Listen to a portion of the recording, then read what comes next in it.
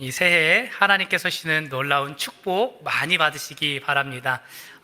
기성길 오고 가는 가운데에 주님께서 그 걸음을 인도하여 주시고 또한 가족들과 함께 화목의 시간을 보내시기 바랍니다.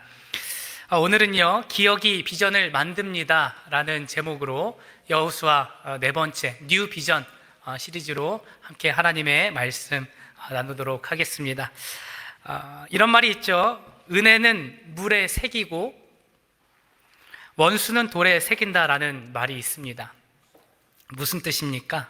하나님께서 주시는 은혜 혹은 사람에게서 받은 은혜는 너무나 쉽게 잊어버리는데, 반대로 누가 나에게 한마디 던진 상처는 10년이고 20년이고 30년이고 두고 내 마음에 기억한다라는 뜻이죠. 다시 말해서 기억해야 할 것들은 망각하고 망각해야 될 것들은 기어이 붙든다는 뜻입니다.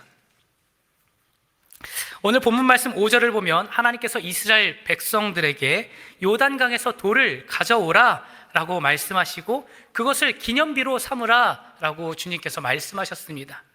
이유는 이렇습니다. 여호수아 4장 6절에서 7절 말씀을 보면 이것이 너희들에게 기념물이 될 것이다. 훗날 너희 자손이 그 돌들이 지닌 뜻이 무엇인지를 물을 때에 그들에게 주의 언약궤 앞에서 요단 강물이 끊기었다는 것과 언약궤가 요단강을 지날 때에 요단 강물이 끊기었으므로 그 돌들은 이스라엘 자손에게 영원토록 기념물이 될 것임을 말해 주어라. 아멘. 여러분, 하나님께서는 이스라엘 백성들을 알고 계셨습니다. 또한 하나님께서는 인간을 만드시고 죄가 그들 마음 가운데 들어온 이후에 그들의 본성을 이미 하나님께서는 꿰뚫고 계셨다는 것이죠.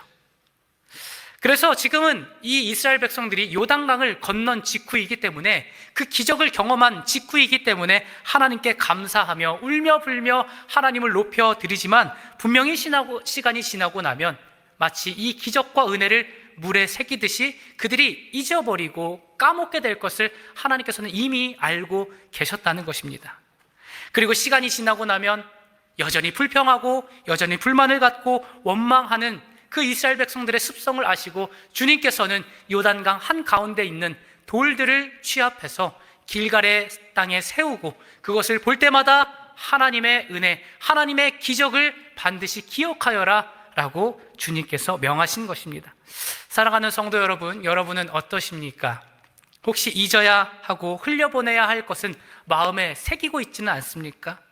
정작 생명처럼 기억해야 할 하나님의 은혜, 하나님의 기적은 물 흘려보내듯이 그것을 흘려보내고 있지는 않습니까?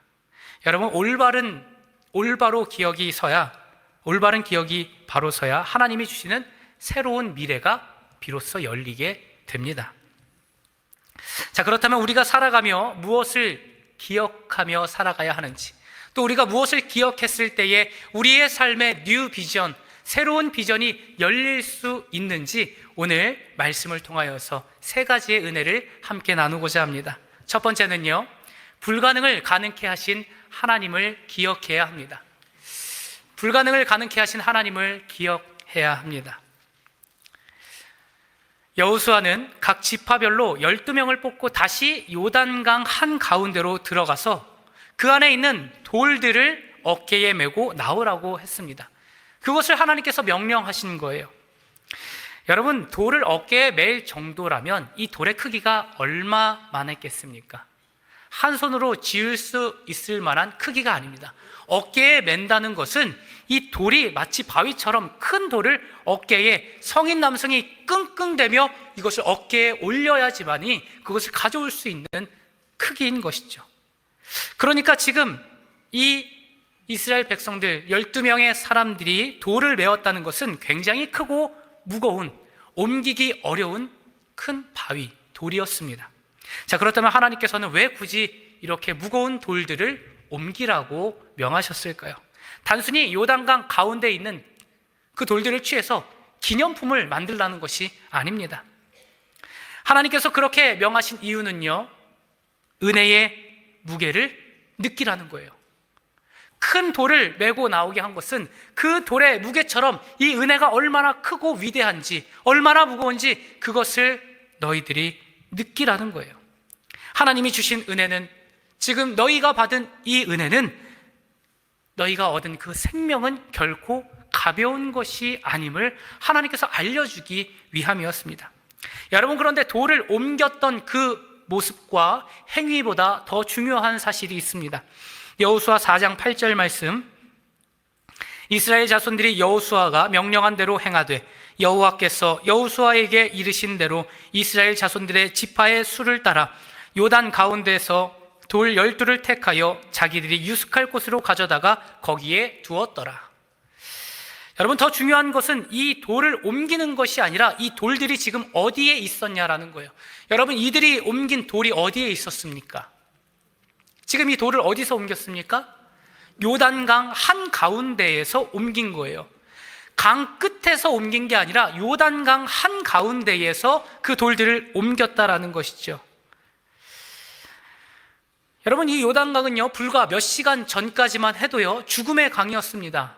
어떠한 사람도 그 요단강을 쉽게 건널 수 없었습니다. 쉽게 그 안에 들어갈 수 없었던 환경이었어요. 자, 그런데 지금 그 요단강이 추수때여서 물이 넘실넘실 넘치는 그 요단강이 하나님의 기적으로 어떻게 되었습니까? 마른 땅이 되었죠. 200만이나 되는 이스라엘 백성들이 그 마른 땅, 그 요단강을 건너게 되었습니다. 다시 말해서 그들이 지금 돌을 취했던 그 요단강 한가운데서 돌을 취할 수 있었던 것은 자신들의 잠수 실력이 좋았던 것이 아니라, 자신들에게 능력이 있었기 때문이 아니라 하나님께서 기적을 베풀어 주셨기 때문에 그 요단강 한가운데서 그 무거운 돌들을 옮길 수 있었던 것이죠. 여러분, 하나님의 능력으로 요단강은 마른 땅이 되었습니다. 죽음의 강에서 생명의 강으로 변하게 되었다는 거예요. 하나님은 바로 그 기적의 현장 한가운데서 그 무거운 돌을 취하여서 기념비를 세우라고 하신 것입니다. 여러분, 이 기념비를 세우는 장면, 이 기념비를 옮기는 이 장면이 우리에게 의미하는 바가 무엇일까요? 너희들의 힘으로 건널 수 없었다는 거예요. 하나님의 은혜가 없었다면 너희들이 지금 이 안에서 길갈에서 기념비를 세울 수 없었다는 것이죠. 요단강을 건널 수 있었던 유일한 이유는 하나님의 은혜가 있었고 하나님의 손으로 기적을 베푸셨기 때문에 너희들이 그 죽음의 땅에서, 죽음의 강에서 생명을 건질 수 있었다는 것을 가르쳐 주신 것입니다. 그래서 그 기념비를 세우는 것은요, 너희들에게 생명이 있는 것은 나의 은혜였음을 기억하라, 잊지 말아라, 오늘 주님께서 말씀하시는 것입니다. 여러분, 성경에는 이렇게 돌을 세운 인물이 한 사람 더 있습니다. 바로 사무엘입니다. 사무엘도 블레셋과의 전투에서 승리한 이후에 미스바와 센 사이에 기념비를 세웠습니다. 그리고 그 기념비를 뭐라고 불렀습니까? 에베네셀이라고 불렀습니다. 에베네셀의 하나님, 여기까지 우리를 도우셨다 하니 이를 에베네셀이라 하니라. 사무엘상 7장 12절 말씀, 사무엘이 돌을 취하여 미스바와 센 사이에 세워 이르되 여호와께서 여기까지 우리를 도우셨다고 그 이름을 에베네셀이라 하니라. 여호수아가 길갈에 세운 돌이나 미스바와 센 사이에 세운 돌이나 똑같은 의미입니다. 어떤 의미입니까? 우리의 힘으로 이길 수 없었다는 거예요. 우리의 힘으로 여기까지 올 수 없었다는 거예요. 하나님의 은혜와 하나님의 기적이 없었다면 여기까지 올 수 없었다는 것이죠. 사랑하는 성도 여러분, 오늘 우리가 이 말씀을 함께 나누는 이유가 무엇입니까? 단순히 수천 년 전 이스라엘 역사를 공부하기 위해서, 이스라엘 백성들이 가나안 땅을 들어가고 그 전에 요단강을 건넜던 그 모습을 보면서 부러움을 느끼기 위하여서 오늘 우리가 이 자리에서 말씀을 듣고 있습니까? 결코 그렇지 않습니다. 여호수아가 세운 돌이나 사무엘이 에베네셀의 기념비를 세웠던 것처럼 지금 내 삶에 하나님의 은혜를 기억하고 하나님의 기적을 기억하며 감사하는 믿음의 기념비가 내 삶에는 있냐라는 거예요. 그것을 오늘 주님께서는 우리에게 물어보시기 위해 이 말씀을 주신 것이죠. 여러분, 여러분의 지나온 삶을 돌아보면 어찌 여러분의 인생에 요단강, 그 강이 없었겠습니까? 여러분의 생명을 위협하고 절망시켰던 그 여리고성이 어떻게 없었겠습니까?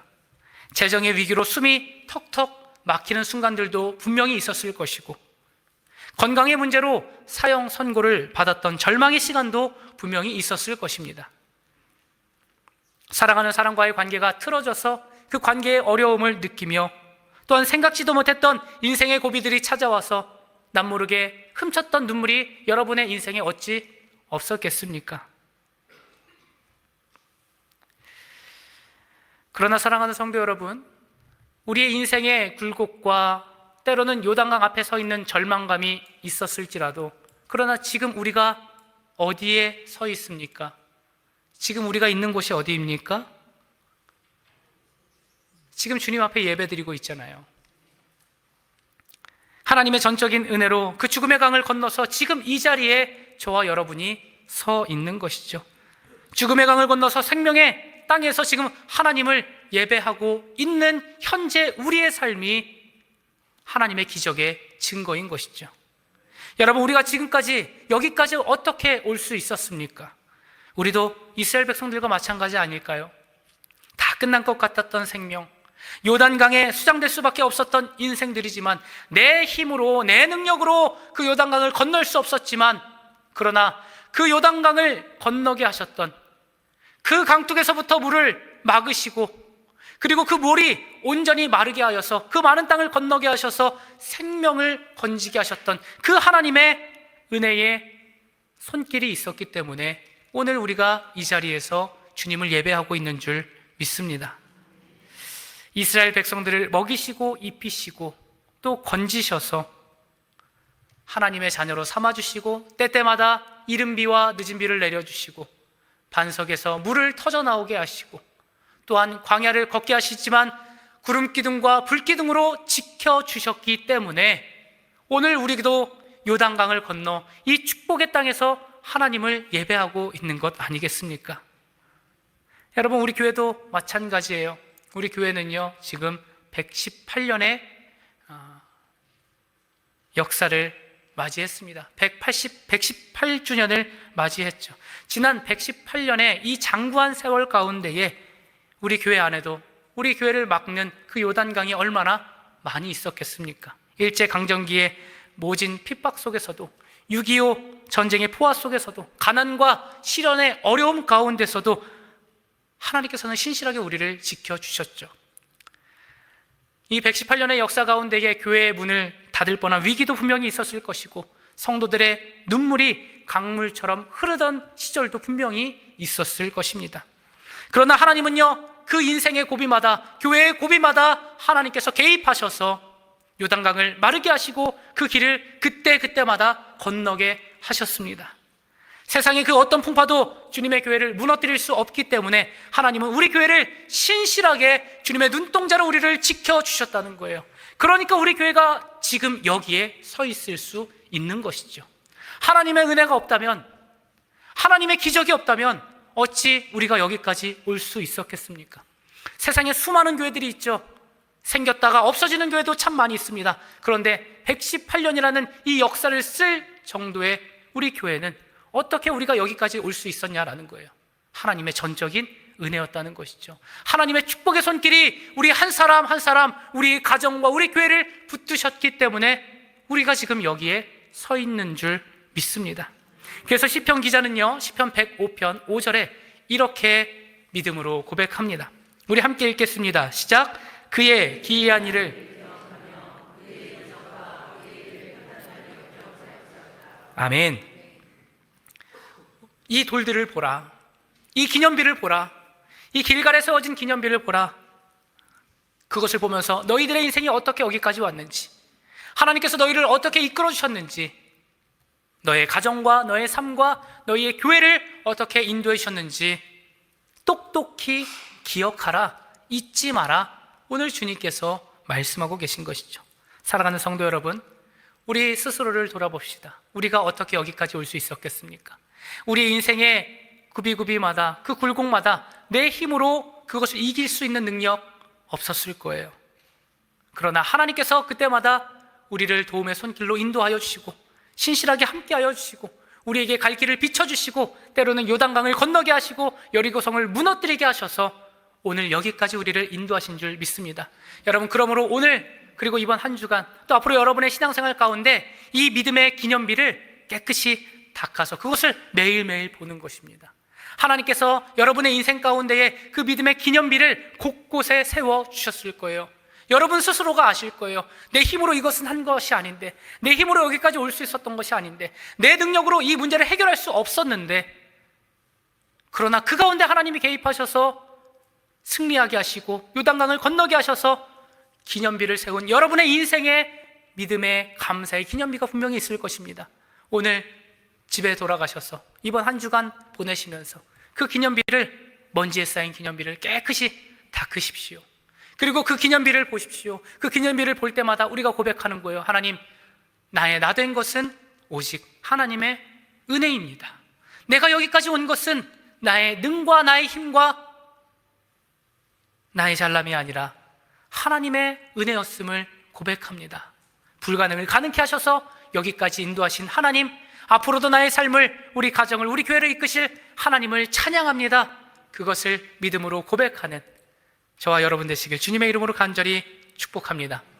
두 번째로는요, 초심을 회복시키시는 하나님을 기억해야 합니다. 초심을 회복시키시는 하나님을 기억하십시오. 여러분, 이 무거운 돌들을 지금 이들이 어디에 세웠습니까? 길갈에 세웠습니다. 길갈이 어떤 곳인지 아십니까? 이스라엘 백성들이 광야 생활을 다 마치고 하나님께서 약속하신 그 가나안 땅에 첫 발을 디딘 곳이 바로 길갈이라는 땅입니다. 성경의 역사를 보면 이 길갈이라는 장소는요, 이스라엘 백성들에게 영적인 베이스 캠프와도 같은 곳입니다. 여호수아는요, 정복 전쟁, 땅을 정복하는 그 전쟁을 치르고 승리하고 나면 항상 길갈이라는 장소로 다시금 돌아왔습니다. 전쟁터에서 이겼다고 해서 우쭐대거나 그 자리에 눌러앉거나 교만해져서 자기 마음대로 하지 않았다는 것이죠. 승리의 기쁨을 안고 다시금 하나님의 언약궤가 있는 길갈로 돌아오고, 그리고 그곳에서 스스로를 재정비하였습니다. 여러분, 이것이 우리에게 주는 영적인 교훈은 무엇일까요? 뉴 비전, 새로운 땅을 향하여 나아가는 우리는요, 항상 초심의 자리를 기억해야 된다는 것입니다. 첫사랑을 기억해야 된다는 거예요. 첫 마음을 잃지 말아야 한다는 것이죠.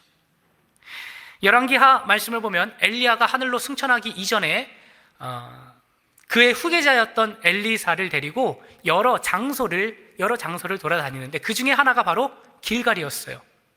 자, 왜 엘리야가 그 후계자 엘리사를 데리고 다니면서 곳곳의 장소를 돌아다니며 왜 길갈로 찾아왔을까요? 아마 이러한 마음을 주기 위함이 아닐까 생각합니다. 엘리사야, 네가 앞으로 나의 뒤를 이어서 하나님의 놀라운 기적을 베풀고 놀라운 사역을 감당할 텐데 그 능력이 어디로부터 왔는지 똑똑히 보아라 라고 하며 길갈에 세워진 기념비를 보여주었던 것이죠. 이 돌들을 보아라. 하나님께서 홍해를 가르시고 요단의 물을 멈추게 하셔서 마른 땅으로 만드셔서 그것을 걷게 하신 것은 우리가 잘함이 아니라 하나님의 기적이 있었다는 것을 너는 반드시 기억하여라. 그러니 교만하지 말아라. 겸손하여라. 너의 마음이 교만해지려 할 때 늘 이 길갈로 돌아와서 이 기념비를 보면서 너의 능력과 너의 그 모든 사역이 어디로부터 시작됐는지 반드시 기억하여라. 그것을 보여주기 위하여서 엘리야는 엘리사를 길갈로 데려온 것이죠. 사랑하는 성도 여러분, 그러나 이스라엘의 현실은 어땠습니까? 그리고 우리의 현실은 어떻습니까? 우리는 조금만 일이 잘 풀리거나 사역이 성공하거나 살림살이가 나아지면 그 전까지는 하나님 붙들고 하나님 도와주세요, 하나님 도와주세요, 하나님 살려주세요 라고 간절하게 기도를 하지만 그 모든 것들이 이루어지고 나면 내가 처음 가졌던 그 간절한 마음과 첫 사랑이 잊혀질 때가 너무나 많이 있습니다. 초심을 잃어버리는 것은요, 성공의 축복이 아니라 타락의 지름길입니다. 길갈의 교훈을 우리는 쉽게 잊어서는 안 됩니다. 마치 내 능력으로 된 양 우쭐할 필요 없고요, 간절했던 첫 마음, 그것을 붙들어야 한다는 것이죠. 그것이 없어지면요, 그것이 사라지고 나면요, 빈 껍데기 신앙만 남게 되는 거예요. 성경을 한번 보십시오. 요한계시록에 에베소 교회가 딱 그랬습니다. 에베소 교회는요, 겉으로 보기에는 너무나 완벽했어요. 사역이 아주 활발했습니다. 사역을 잘했고요, 그리고 그 교회는 부흥했고, 그리고 성공한 교회였습니다. 하지만 주님은 그 화려한 성공 뒤에 감춰진 식어진 가슴을 그토록 무섭게 또 무겁게 책망하였습니다. 요한계시록 2장 4절에서 5절 말씀을 보면, 그러나 너는 책망할 것이 있나니 너의 처음 사랑을 버렸느니라. 그러므로 어디서 떨어졌는지를 생각하고 회개하여 처음 행위를 가지라. 에베소 교회는요, 사역을 잘했습니다. 이단도 잘 막아냈습니다. 인내심도 아주 강했습니다. 겉으로 보면 완벽한 교회였다는 것이죠. 하지만 주님께서 그들을 책망하셨어요. 그들을 칭찬하지 않으셨어요. 책망한 이유가 무엇입니까? 한 가지였어요. 너희는 첫사랑을 잃어버렸다. 첫 마음을 잃어버렸다라는 것이죠. 사역도 좋고 능력도 좋지만 하나님을 향한 그 뜨거웠던 첫 감격, 구원의 감사가 사라진 것을 하나님께서는 그토록 책망하셨던 것입니다. 오늘 우리에게, 먼저는 저에게 묻는 것이고요, 그리고 여러분에게 묻고 싶습니다. 여러분의 길갈은 어디입니까? 혹시 하나님의 은혜를 망각하고 살고 있지는 않으십니까? 요단강을 건넌 은혜는 까맣게 잊고 살아가고 있지는 않으십니까? 하나님의 은혜가 있기는 하지만 그래도 어느 정도 나의 공이 있으니까 여기까지 온 것 아닌가? 이렇게 생각하시는 분들이 있습니다. 그래도 물론 하나님의 은혜가 있었지, 그것을 부인하는 건 아니지, 하나님의 은혜가 분명히 있었지만 그래도 나의 열심이 그 안에 있었기 때문에 하나님도 역사하신 것 아닌가? 하나님께서 그렇게 기적을 베푸신 것 아닌가? 나의 열심과 나의 공로가 있기 때문에 지금 내가 여기 있는 것 아닌가라고 생각할 때가 있습니다. 여러분, 혹시 마음 한구석에 이러한 교만의 생각이 꿈틀꿈틀 움직이고 있습니까? 여러분 꼭 기억하십시오. 여러분이 세운 그 작은 공로마저도 실은 하나님이 주신 건강과 지혜와 기회가 있었기 때문에, 하나님의 은혜가 있었기 때문에 가능했다는 것을 꼭 기억하십시오. 교만은 패망의 선봉이라고 하였습니다. 은혜를 잊는 그 순간부터 바로 타락하기 시작합니다. 여러분, 비전은요, 새로운 일을 계획하는 데서 시작되지 않아요. 약속의 땅은요, 내가 머리를 굴린다고 해서, 내가 무엇을 계획한다고 해서 그 땅에 들어가는 것은 아닙니다. 새로운 비전, 뉴 비전은요, 하나님의 은혜를 기억하는 그 순간부터 시작된다는 것을 여러분 꼭 기억하시기를, 그리고 그 겸손에서부터 시작된다는 것을 기억하시기를 주님의 이름으로 간절히 축복합니다. 그래서 우리가 다시 길갈의 돌 앞으로 돌아가는 거예요. 여호수아가 이스라엘 백성들이 전쟁을 치르고 모든 사역을 끝내고 스스로 자화자찬하는 것이 아니라, 그래도 내가 그때 이렇게 했으니, 이렇게 휘둘렀으니 내가 이렇게 살아있지 라는 것이 아니라 다시 길갈로 돌아와서 여러분의 인생의 길갈로 다시금 돌아가셔서 그 첫 마음을 다시금 회복하여서 내가 어떻게 여기까지 왔는지, 내가 어떻게 이렇게 하나님의 은혜 가운데 살아갈 수 있는지, 그것을 돌이켜보면 그 안에 하나님의 신실한 인도하심과 하나님의 그 끔찍한 사랑과 하나님의 그 놀라운 은혜가 여러분의 삶에 한순간도 빠짐없이 개입하여 있다는 것을 아마 기억하게 될 줄 믿습니다. 그 은혜로 살아가는 저와 여러분 되시길 주님의 이름으로 간절히 축원합니다. 마지막 세 번째로는요, 중심을 감찰하시는 하나님을 기억해야 합니다. 중심을 감찰하시는 하나님을 기억해야 됩니다. 우리의 중심을 보신다는 거예요. 사무엘에게 하나님께서 말씀하셨죠. 너는 사람의 외형을 보지만 나는 사람의 중심을 보느니라. 여러분, 우리는 보통 길갈에 세운 12개의 돌을, 이 돌만을 기억할 때가 있습니다. 하나님께서 명령하셨고 온 백성이 그 말씀에 순종하여 따랐습니다. 그래서 눈으로 보기에는 엄청 멋진 기념비가 아닐지 몰라도, 그러나 하나님께서 세우신 기념비이기 때문에 매우 거룩하고 아주 멋진 기념비였을 것입니다. 그런데 오늘 본문을 자세히 보면요, 아주 놀라운 장면이 하나가 더 숨겨져 있습니다. 9절 말씀 함께 보겠습니다. 여호수아가 또 요단 가운데 곧 언약궤를 맨 제사장들의 발이 선 곳에 돌 12를 세웠더니 오늘까지 거기에 있더라. 자, 말씀해 보니까 뭐라고 나와 있습니까? 여호수아가 또 세웠더니, 여호수아가 또 세웠다는 거예요. 하나는요, 12개의 이 돌은요, 하나는 길갈에 세웠습니다. 이것은 하나님의 명령이었어요. 하나님께서 그 기념비를 보면서 너희들은 반드시 기억하라고 말씀하셨죠. 자, 그런데 지금 여호수아가 또 하나를 세웠다는 거예요. 그것을 어디에다가 세웠습니까? 요단강 한가운데 세웠습니다. 요단 한가운데 세웠다는 거예요. 여러분, 이것은 하나님의 명령이 아니었습니다. 하나님께서 말씀하시지 않으셨어요. 하나님께서 이렇게 하라고 말씀하지 않으셨다는 것이죠. 그런데 왜 굳이 여호수아는 다시 요단강 중앙으로 들어가서 그 안에서 또 12개의 돌을 세웠을까요? 이것은 여호수아의 자발적인 행동이었습니다. 스스로 선택한 일이에요. 하나님께서 명령하신 것이 아닙니다. 왜 이렇게 굳이 하나님께서 시키시지도 않은 일을 그가 했을까요? 여호수아는요, 하나님께서 주신 은혜를 더 특별하게 여기고 싶은 마음이 있었기 때문입니다. 하나님께서 베푸신 그 은혜를 다른 사람들이 다 알고 다 경험한 것이지만, 그러나 자기는 더 특별하게 여기고자 하는 마음으로 그 요단강 한가운데에 서서 기념비를 스스로 세웠다는 것이죠. 여러분, 여호수아를 한번 보십시오. 여호수아는 많은 것을 경험했습니다. 유월절 사건을 경험했어요. 하나님께서 장자들을 다 죽이실 때에, 애굽 땅에서 그 장자들을 다 죽일 때에 문설주와 문인방의 피를 발랐던 그들에게는 죽음의 사자가 넘어가게 하는 기적을 경험하게 하였습니다. 또한 여호수아는 무엇을 경험했습니까? 홍해 바다를 건너는 것을 경험했죠. 또한 하늘에서 만나를 내리시는 은혜를 경험하였습니다. 홍해를 건너고요, 그리고 요단강을 건너는 기적을 경험하였습니다. 그런데 여러분, 한 가지 질문을 드립니다. 이것을 여호수아만 경험한 것입니까? 누가 경험한 거예요? 제가 틀린다고 혼내지는 않아요.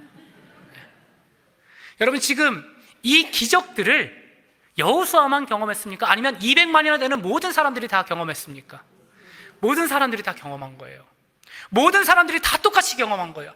한 개도 빠짐없이, 하나도 빠짐없이 똑같은 사건을 모든 사람들이 다 경험했다는 것이죠. 자, 그런데 여호수아는 모두가 경험한 그 은혜의 사건을 특별히 여겼다는 거예요. 특별히 여겼다는 거예요. 오늘 우리에게도 동일합니다. 하나님의 은혜는요, 공평합니다. 비도 햇빛도, 그리고 우리 손에 또 우리에게 주시는 말씀도 동일합니다. 오늘 부족한 종을 통하여서 하나님의 말씀이 선포되는 것, 그리고 그 말씀을 듣는 저와 여러분은요, 똑같은 말씀을 듣고 있습니다. 이스라엘 백성들이 홍해를, 그리고 요단강을 똑같이 건넜던 것과 같이 오늘 은혜도, 하나님께서 주시는 은혜도 우리에게 동일하게 내려주신다는 거예요.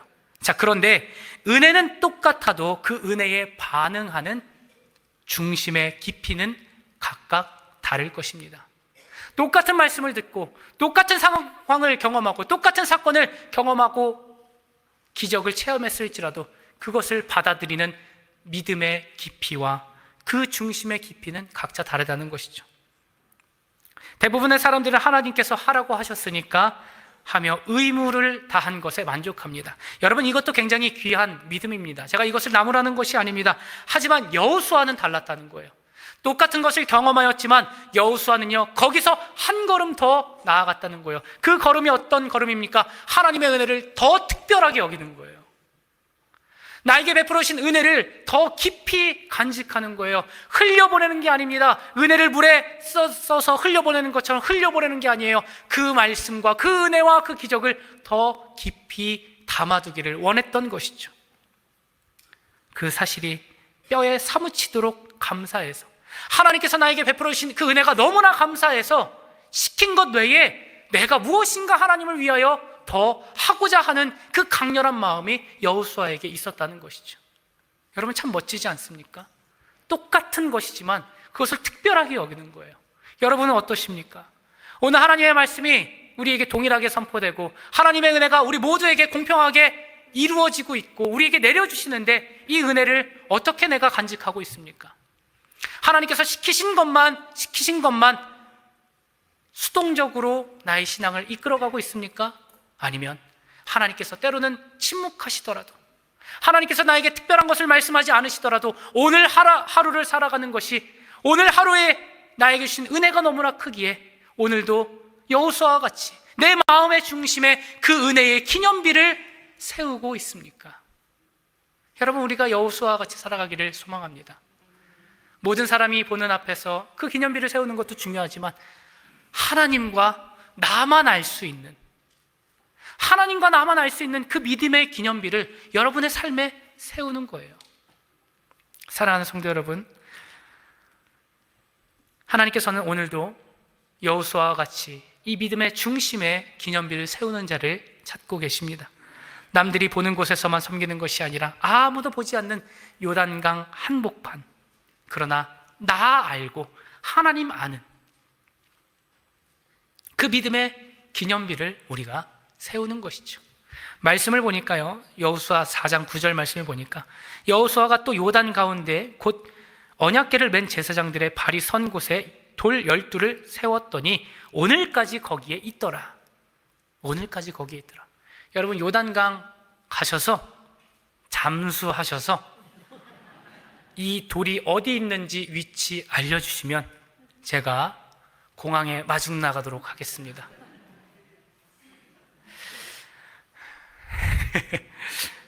여러분, 말씀에 뭐라고 나와 있어요? 여호수아가 세웠던 그 돌 12이 오늘까지 거기에 있더라. 오늘까지 거기에 있더라. 그 여호수아의 그 간절했던 마음, 하나님의 은혜를 특별하게 생각했던 그 은혜의 기념비가 오늘 우리에게까지 전해지고 있다는 것이죠. 참 멋지지 않습니까? 별로 안 멋져요? 멋지지 않습니까? 너무 멋진 것 같아요. 그 은혜의 기념비, 여러분, 그것을 여러분의 삶에 세우시기 바랍니다. 여러분의 삶에 세우시길 바라요. 그 깊은 곳에서 하나님과 나만 아는 그 믿음의 기념비를 세웠을 때에 하나님께서는 우리의 삶에 크신 은혜와 또한 특별하게 여기는 그 은혜를 더 특별하게 여기셔서 우리의 삶을 하나님의 기적 가운데에, 하나님의 은혜 가운데에 매일매일 기쁨으로 살아갈 수 있도록 인도하실 줄 믿습니다. 말씀을 맺겠습니다. 사랑하는 성도 여러분, 은혜는 물에 새기고 원수는 돌에 새기는 연약한 인생이 되지 마십시오. 오늘 요단강에 돌을 취하여서 길갈에, 그리고 여러분의 마음 중심에 하나님 앞에 기념비를 세우시기를 주님의 이름으로 축복합니다. 불가능을 가능케 하신, 여기까지 인도하신 하나님을 기억하는 거예요. 또한 그 가운데 나의 초심이 지금 무너지고 흔들렸다면 다시 길갈로 가서 세워진 기념비, 여러분 안에 기념비를 다시금 깨끗하게 정비하고 나를 여기까지 인도하신 하나님의 은혜를 보는 것입니다. 그리고 의무를 넘어서 중심을 보시는 하나님, 그 하나님 앞에 나의 마음속 깊은 그 요단의 중심에 하나님과 나만 아는 그 믿음의 감사의 기념비를 세우셔서 하나님의 영광을 세상에 드러내시고 뉴 비전, 새로운 비전을 향하여 거침없이 전진하는 저와 여러분, 또한 여러분의 가정과 우리 도남교회가 되기를 주님의 이름으로 간절히 축원합니다. 기도하겠습니다.